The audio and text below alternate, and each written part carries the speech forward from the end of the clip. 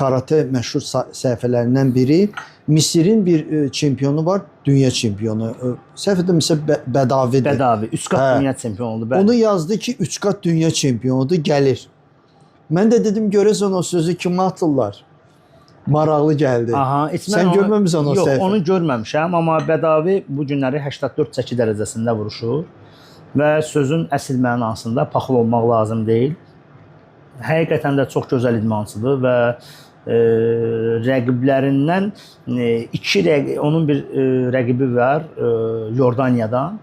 Onlar demək olar ki, bir zamanlar bu sayla mən İtalyan idmançılarla mən necə idimsə, indi onlar yəni bir-biri ilə elədi və o çəkidə 2-3 nəfərdən başqa onlar birbaşa deyərdim ki, rəqiblərindən birbaş üstündülər.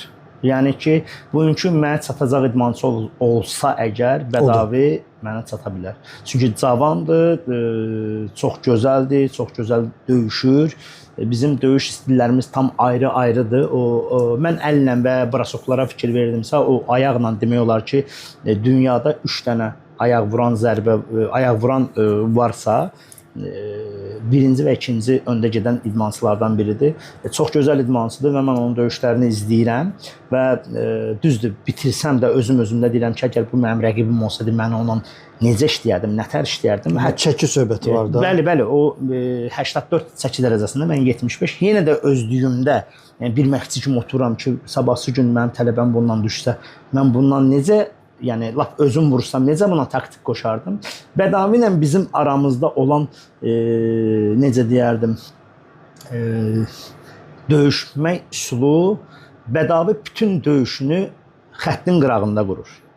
Xəttin qırağında olduğu zaman Bədavi apasın olur. Yəni ki, döyüşün ortasında səhvlər buraxır. Amma ki, o özü sıxılanda xəttdə tam rahat olur. Yəni özün xəttdə əslində hər idmançı xəttdə sıxılmır. Çünki orada özünü pis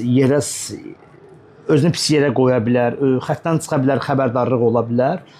Amma Bədavinin bir dənə məndən fərqi odur ki, mən heç bir dünya çempionatında 10 xal buraxmamışam. Cüzi problem də olsa, amma bugünkü gün qabağına çıxan yoxdur.